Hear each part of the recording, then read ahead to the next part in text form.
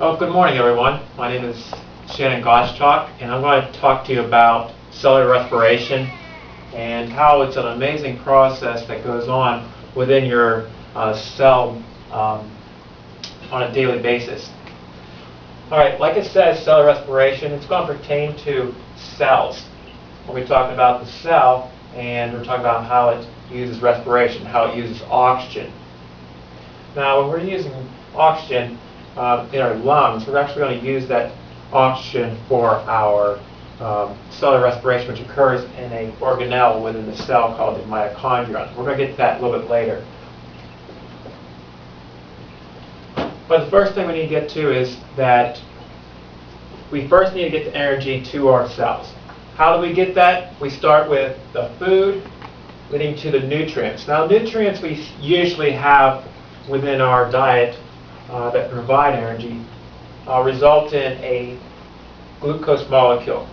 Glucose molecule usually comes from carbohydrates such as pastas and sugars. This one here is glucose. It's a very simple sugar. It's monosaccharide, meaning it's a single sugar. And we typically see the formula C6H12O6. Now that's the chemical formula for glucose. Now I want to focus here on the 6 carbons we have in glucose. That's important as we look at cellular respiration. Okay, looking at this model we have here, we have glucose, and I've basically strung out that glucose molecule with its 6 carbons, 1, 2, 3, 4, 5, 6. Now, amazing thing about it, I can break this down for you to show you how this glucose molecule is broken down for energy for the cell. Now, using the molecular formula once again, we have a 6 indicating the number of carbons. So there's 6 carbons indicated. 1, 2, 3, 4, 5, 6 carbons indicated here for glucose. Now, just think of that. All of these carbons are linked together by these bonds. These lines here indicate a bond between another carbon, so a carbon-to-carbon bond. Now, as those carbon bonds break, energy is going to be released. Okay, let's take a look at how it's first broken down. In the first cycle of the cellular respiration, it's called glycolysis. And during glycolysis, we're going to have 2 pyruvates being formed. Basically, split this glucose molecule in half. Split that glucose molecule right in half, you'll get 2 pyruvates plus energy. Now, just think of glucose being broken down into 2 pyruvates, 3 chain molecules. Now, the thing I left at the end of the previous slide is that there's energy produced as well. So there's about 2 ATPs going to be produced through glycolysis. Now, glycolysis is the first reaction of cellular respiration. So let's just go into describing what ATP is. ATP is adenine triphosphate. That tri means there's 3 phosphates attached to the adenine group. So 1, 2, 3. Adenine triphosphates. That's 3 phosphate groups. Now, you usually see ADP where you see ATP. That's simply talking about breaking off that last phosphate group. Now, there's a lot of energy held within that single bond right there between that last phosphate. When it's broken, it forms adenine diphosphate with two phosphate groups. 2 phosphate groups right there. And a phosphate group that has been donated to another cell or another protein part within the cell. Okay, so the transfer of that phosphate group constantly transfers from ATP to ADP and back from ADP back to the ATP. Now, those energy molecules are very important and very substantial in maintaining metabolism in the cell's life.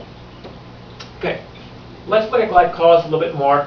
Glycolysis, like I said, produces 2 ATP molecules it occurs outside the mitochondrion. Now, you may be familiar with the mitochondrion being the powerhouse of the cell. The powerhouse of the cell. Yes, it produces many ATP molecules, a lot of energy. But even before it even goes into the mitochondrion, we have 2 ATP molecules produced. So let's continue on as we go inside the mitochondrion. We're going to go inside the mitochondrion, talk about how these other reactions are preparing for more energy to be released from that glucose molecule. The first thing that we have is the preparatory reaction. The preparatory reaction basically takes that pyruvate we had in glycolysis, and then after that pyruvate has been established, we're going to add an acetyl group to it. We're going to add an acetyl group to it. So it basically puts another attachment of another molecule on there so it can be put into the citric acid cycle. Now the citric acid cycle is going to do a lot of storing of energy. That energy is stored up in NAD, or nicotinamide diphosphate. So NAD is going to be stored up when we start using the citric acid cycle to form NADH. NADH is going to store that energy once again. The final part of the cellular respiration is electron transport system. Basically, electrons are going to be transported across the membrane to reduce the effect of making those ATPs. Now, I'm going to get this more detail here. So, just looking at the structure, the anatomy of the mitochondrion, it is a double membrane organelle that provides cellular respiration to each cell. Now, as you can see, the outer membrane here separates it from the other components of the cell. So, we have that pyruvate coming in here. So that pyruvate's at that 3-chain carbon molecule. It's going to come in and it's going to actually go into the matrix. This here area here is the matrix.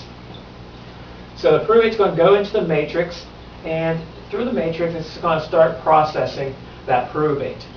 And that process is called the citric acid cycle. Now we're going to get into a little bit more detail in the next slide. Okay, so we're basically on the inside now. We're going to do, so I'm going to mark the inside here. So this is the matrix. So the matrix is right here on our left, and then the inner fold there would be towards the inner side. So the folds are actually called cristae. Okay, the folds within the mitochondria are called cristae. And the cristae, basically, what's going to happen is through a preparatory reaction, we're going to start releasing those CO2s. So when we form that acetyl group,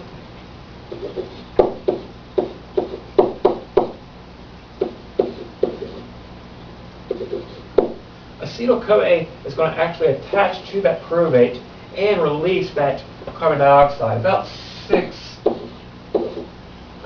carbon dioxide molecules are going to be produced when that pyruvate's bonded or synthesized with that acetyl-CoA.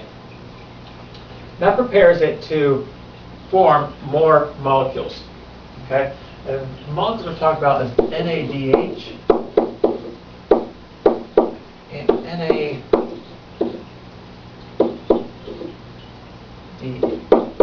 Let's make that FHAD.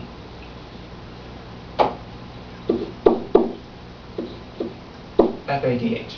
Now these two molecules are very important. They basically store up all the energy until the very last part of the cellular respiration. So through the citric acid cycle, the Krebs cycle, we're going to store up the energy in NADH and FADH molecules. And as we do that, we're going to start putting these hydrogen protons across this membrane, across the cristae, from the matrix into the space between the cristae and the outer membrane of the mitochondrion. So this creates a high concentration of protons. These are protons here. So those protons are in a high concentration area. So this creates an electrochemical gradient. Therefore, leading those protons out this synthase protein. The synthase protein is going to go ahead and convert an ADP in a phosphate, and it's going to produce ATP. So basically, the electrochemical gradient is powering the ADP to become bonded to that phosphate group and form ATP.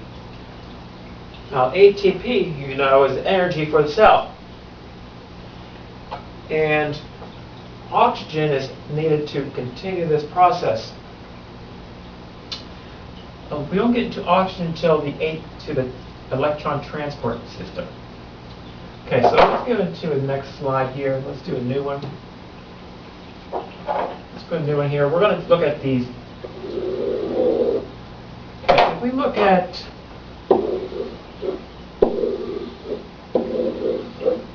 the ETS, we're looking at ETS. We're looking at proteins that carry electrons through a chain link. We move an electron from here to here to here.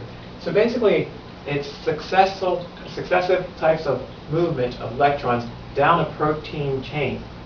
And through this, it's going to produce ATP. And oxygen helps reestablish those ATPs through converting, convert oxygen and hydrogens. And we're going to convert those oxygen and hydrogens to produce water. Now that water could be produced for either secretion to the excretory system, the urinary system, or it could be used within the body. Okay, let's look at the overall yield. Through glycolysis, we had 2 ATP molecules. Then through the citric acid cycle, we had 2 ATP molecules. Then through the electron transport system, where we're releasing those electrons from those NADHs and the FADHs, and we released 32 to 34 molecules of ATP. Our overall yield for cellular respiration is 36 to 38 ATP molecules. That's very efficient. That's about 38% efficient for each and every glucose molecule.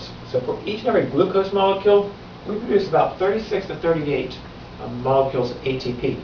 So that 38% of energy is going to be used by the body, and the rest is going to be utilized as heat given off to the environment.